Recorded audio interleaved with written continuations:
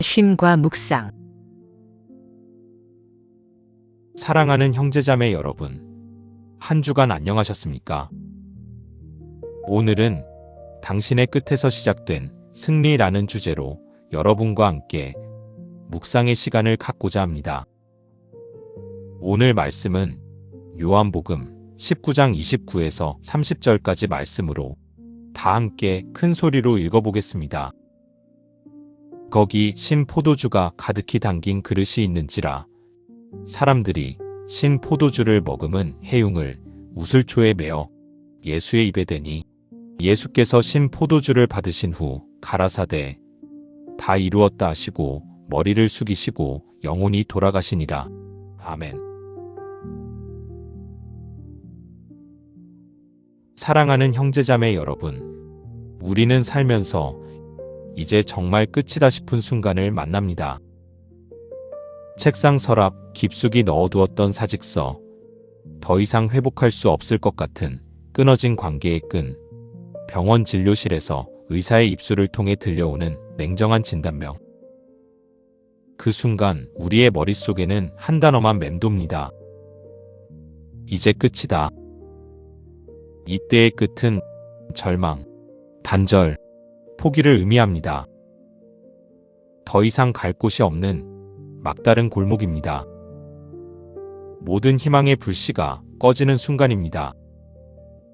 우리는 그 끝 앞에서 무너지고 주저앉아 울부짖습니다.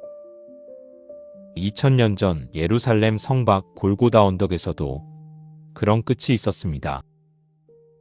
제자들에게 그날은 모든 것이 끝나는 날이었습니다. 3년간 쫓았던 꿈이 무너지는 날이었습니다. 그들이 따르던 스승, 메시아라고 믿었던 예수님이 무력하게 나무에 매달려 죽어가고 계셨습니다. 예수님을 3번이나 부인한 베드로는 멀리서 지켜보며 통곡했을 것입니다. 요한은 십자가 아래 서서 하나님 나라는 이렇게 끝날까 절망했을 것입니다. 모든 소망이 사라지는 칠흑 같은 어둠의 순간이었습니다. 그런데 바로 그때 거친 숨결 너머로 온몸의 고통을 뚫고 주님의 마지막 음성이 터져나왔습니다. 다 이루었다. 이 얼마나 이상한 선언입니까? 모든 것이 끝나는 순간에 다 이루었다고 하시다니요. 완전히 실패한 것처럼 보이는 그 자리에서 완성되었다고 외치시다니요. 제자들은 끝났다고 울고 있는데 예수님은 다 이루었다고 선포하십니다. 여기에 두 종류의 끝이 있습니다. 인간의 눈에는 포기의 끝이었으나 하나님의 눈에는 성취의 끝이었습니다. 제자들에게는 절망의 마침표였으나 하나님께는 구원의 완성이었습니다. 세상은 끝났다고 조롱했지만 하늘은 이루었다고 환호했습니다. 그렇다면 질문을 던져봅시다. 주님은 대체 무엇을 끝내셨기에, 무엇을 이루셨기에 우리가 절망하는 바로 그 자리에서 다 이루었다고 하시는 걸까요? 그리고 이 말씀이 어떻게 오늘날 우리의 무너진 삶을 다시 일으키는 시작이 되는 걸까요? 오늘 우리는 당신의 끝이 하나님의 시작이 되는 이야기, 다 이루었다는 선언이 우리의 인생을 어떻게 변화시키는지 이 놀라운 반전의 메시지를 함께 나누려고 합니다. 먼저 우리가 이해해야 할 것이 있습니다. 십자가는 우연이 아니었다는 사실입니다. 십자가는 예수님이 힘이 없어서 당한 사고가 아니었습니다. 유대 지도자들의 음모가 성공해서 벌어진 비극이 아니었습니다. 십자가는 창세기부터 흐르는 하나님의 거대한 구속 설계도가 마침표를 찍는 정점이었습니다. 요한복음 19장을 자세히 보면 놀라운 사실을 발견합니다. 예수님은 십자가에서 일어나는 모든 일을 기록된 대로 이루어 가셨습니다. 28절을 보십시오. 그 후에 예수께서 모든 일이 이미 이루어진 줄 아시고 성경을 응하게 하려 하사 이르시되 내가 목마르다 하시니, 성경을 응하게 하려 하사 이 얼마나 의도적인 행동입니까? 예수님은 심지어 목마르다는 말씀조차 시편 69편 21절의 예언을 성취하기 위해 하셨습니다.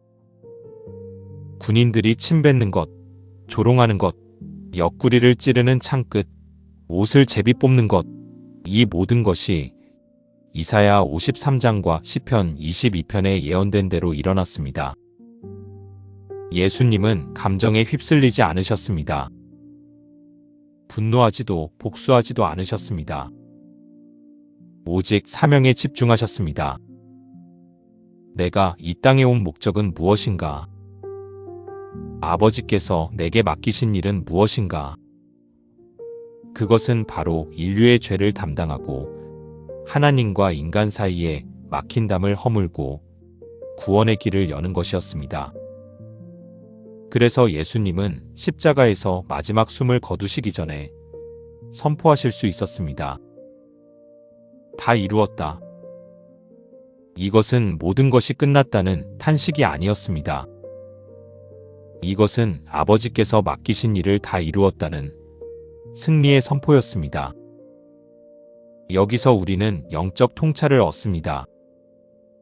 우리가 겪는 고난도 마찬가지라는 것입니다. 우리 눈에는 인생의 사고 같아 보입니다.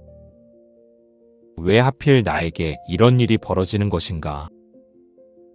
왜 이런 시련이 닥쳐오는가? 이것은 하나님의 실수가 아닐까? 그러나 하나님의 관점은 다릅니다. 로마서 8장 28절은 선포합니다. 우리가 알거니와 하나님을 사랑하는 자, 곧 그의 뜻대로 부르심을 입은 자들에게는 모든 것이 합력하여 선을 이루느니라. 하나님의 손안에서는 사고가 사건이 됩니다. 비극이 성숙을 향한 과정이 됩니다. 하나님은 우리가 이제 끝이야 라고 말하는 그 실패의 파편들을 모아 구원이라는 완벽한 작품을 빚어내고 계십니다. 우리는 과정을 보지만 하나님은 완성을 보십니다. 우리는 고통을 느끼지만 하나님은 그 고통 너머의 영광을 예비하십니다.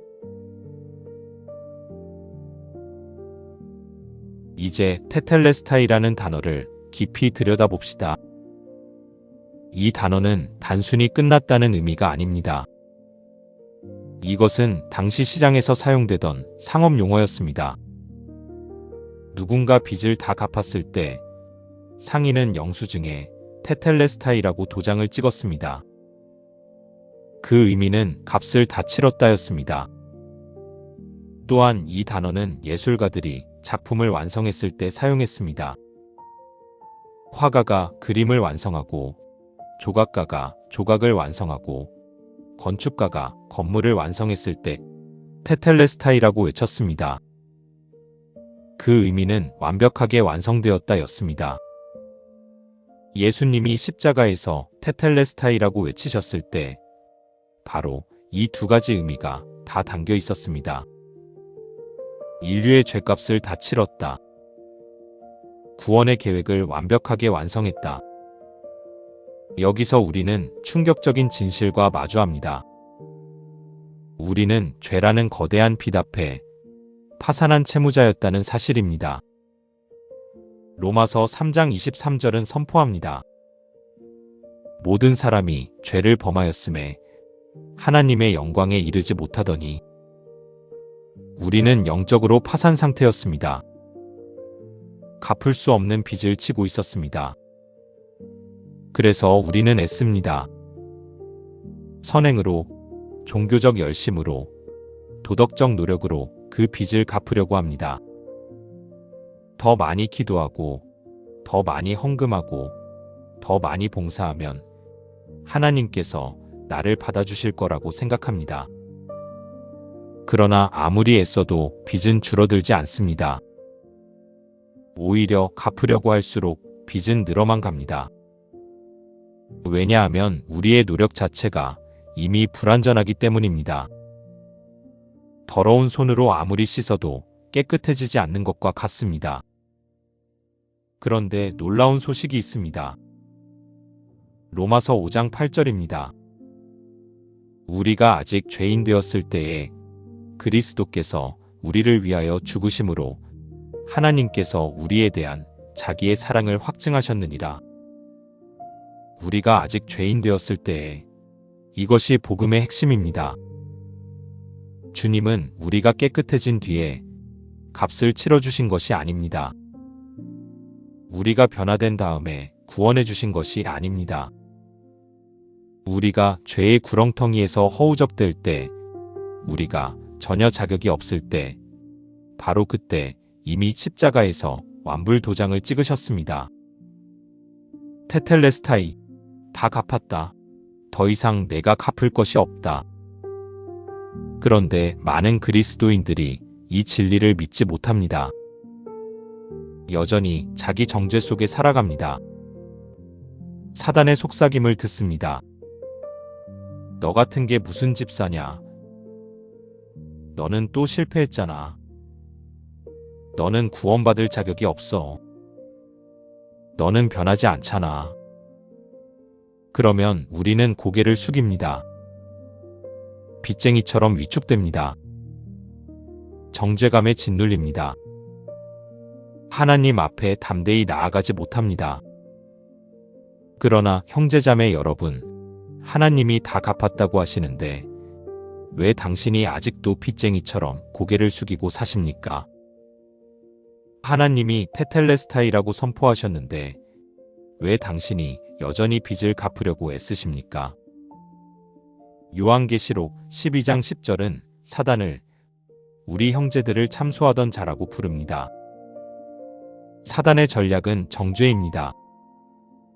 그러나 로마서 8장 1절은 선포합니다. 그러므로 이제 그리스도 예수 안에 있는 자에게는 결코 정죄함이 없나니 우리는 타인뿐 아니라 우리 자신에게도 정죄함이 없어야 합니다. 테텔레스타이, 이것을 매일 아침 고백하십시오. 주님이 내 죄값을 다 치르셨다. 나는 더 이상 빚진 자가 아니다. 나는 자유인이다. 여기서 우리는 종교와 복음의 결정적 차이를 발견합니다. 세상의 모든 종교는 말합니다. 하라. 더 노력해라. 더 수행해라. 더 증명해라. 더 완벽해져라. 종교는 인간의 행위를 요구합니다. 그러나 예수님은 말씀하십니다. 이루어졌다. 내가 다 이루었다. 내가 완성했다. 너는 와서 누려라. 복음은 하나님의 은혜를 선포합니다. 이 얼마나 차이가 큽니까? 하나는 우리를 지치게 만들고 하나는 우리를 쉬게 합니다. 하나는 우리를 묶고 하나는 우리를 자유케 합니다. 많은 그리스도인들이 신앙생활을 지치고 무겁게 느끼는 이유는 내가 무언가를 해드려야 하나님이 나를 사랑하실 것이라는 오해 때문입니다. 내가 더 기도해야 하나님이 내 기도를 들으시고 내가 더 헌금해야 하나님이 나를 축복하시고 내가 더 봉사해야 하나님이 나를 인정하실 것이라고 생각합니다. 그래서 우리는 애씁니다. 더 열심히 하려고 합니다. 그런데 이상한 일이 벌어집니다. 열심히 할수록 더 피곤해집니다. 더 많이 할수록 더 부족하다고 느낍니다. 끝이 없습니다. 만족이 없습니다. 왜냐하면 우리가 복음이 아니라 종교로 살고 있기 때문입니다. 은혜가 아니라 율법으로 살고 있기 때문입니다. 그러나 예수님은 우리를 안식으로 초대하십니다. 마태복음 11장 28절입니다. 수고하고 무거운 짐진 자들아, 다 내게로 오라. 내가 너희를 쉬게 하리라. 주님은 완벽한 사람을 부르시는 것이 아닙니다. 수고하고 무거운 짐진 자, 지치고 힘든 자, 더 이상 자기 힘으로는 안 되는 자를 부르십니다. 그리고 말씀하십니다. 내가 너희를 쉬게 하리라. 이것이 은혜입니다. 자격 없는 자를 위한 잔치입니다. 우리가 무언가를 증명해서가 아니라 주님이 다 이루셨기 때문에 누리는 축복입니다. 당신의 어떠함이 아니라 주님의 다 이루심이 당신의 자격입니다. 당신이 얼마나 기도했는가가 아니라 주님이 얼마나 사랑하시는가가 당신의 가치입니다. 당신이 얼마나 헌신했는가가 아니라 주님이 얼마나 희생하셨는가가 당신의 구원의 근거입니다. 오늘 그 은혜의 품에 털썩 주저앉으십시오. 더 이상 애쓰지 마십시오. 더 이상 증명하려고 하지 마십시오. 주님이 이미 다 이루셨습니다. 당신은 그저 믿고 누리면 됩니다. 우리가 하는 모든 것은 구원을 얻기 위함이 아니라 이미 받은 구원에 대한 감사의 응답이어야 합니다. 다 이루었다는 예수님의 선언은 놀랍습니다. 그러나 만약 예수님이 죽음으로 끝났다면 이 말은 공허한 외침이었을 것입니다. 무덤에 갇힌 메시아의 헛된 희망이었을 것입니다. 그러나 사흘 후 온 우주를 뒤흔드는 사건이 일어났습니다. 부활입니다. 예수님께서 사망 권세를 깨뜨리고 부활하신 것입니다. 무덤이 열리고 사망이 패배하고 생명이 승리했습니다. 부활은 무엇입니까? 부활은 하나님께서 아들의 선언에 찍어주신 최종 승인입니다. 하늘 보좌에서 내려온 확인 도장입니다. 내 아들의 말이 옳다. 죄의 빚은 다 청산되었다. 구원의 길이 완성되었다. 로마서 1장 4절은 선포합니다. 성결의 영으로는 죽은 자들 가운데서 부활하사 능력으로 하나님의 아들로 선포되셨으니 부활은 예수님이 하나님의 아들이심을 증명하는 결정적 증거였습니다. 만약 부활이 없었다면 우리의 믿음은 헛것입니다. 그러나 감사하게도 예수님은 부활하셨습니다. 이제 우리는 승리자의 삶을 살아갑니다. 우리는 패배할까봐 두려워하며 싸우는 자들이 아닙니다. 이미 승리가 확정된 전쟁을 치르는 자들입니다. 고린도전서 15장 57절은 선포합니다. 우리 주 예수 그리스도로 말미암아 우리에게 승리를 주시는 하나님께 감사하노니. 부활은 무엇을 완성했습니까? 첫째, 과거의 죄 문제를 완전히 해결했습니다. 둘째, 현재의 깨어진 관계를 회복했습니다. 셋째, 미래의 죽음의 공포를 제거했습니다. 과거와 현재와 미래 모든 것을 주님은 부활로 완벽하게 해결하셨습니다. 이것이 다 이루었다의 최종 확증입니다. 사랑하는 형제자매 여러분, 우리는 오늘 주님이 말씀하신 다 이루었다는 놀라운 진리를 함께 묵상했습니다. 이제 우리는 새로운 출발점을 발견했습니다. 그리스도인의 삶은 구원을 얻기 위해 달리는 경주가 아닙니다. 이미 얻은 구원의 반석 위에서 걷는 축제입니다. 우리는 하나님의 사랑을 증명하기 위해 애쓰는 것이 아니라 이미 증명된 하나님의 사랑을 누리며 사는 것입니다. 다 이루었다는 선언 위에서 우리 인생은 전환됩니다. 죄책감은 자유로 바뀝니다. 더 이상 과거에 묶여있지 않습니다. 불안은 평안으로 바뀝니다. 주님이 다 이루셨기에 내일이 두렵지 않습니다. 두려움은 담대함으로 바뀝니다. 주님이 함께 하시기에 어떤 상황도 이겨낼 수 있습니다.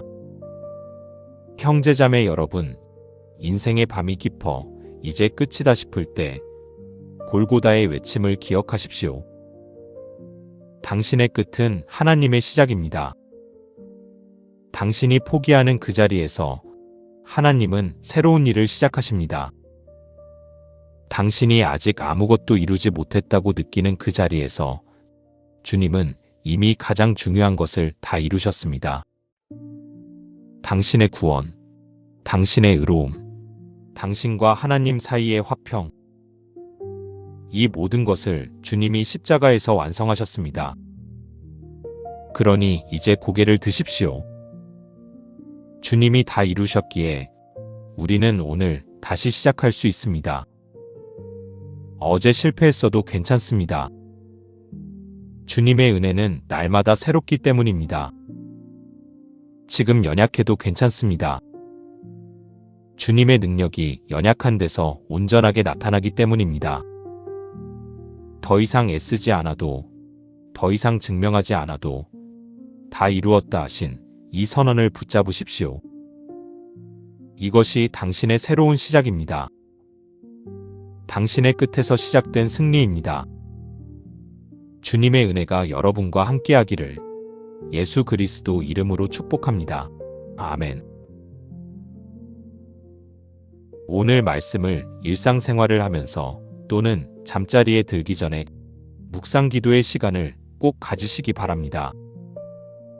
귀한 시간 함께 해주셔서 감사합니다.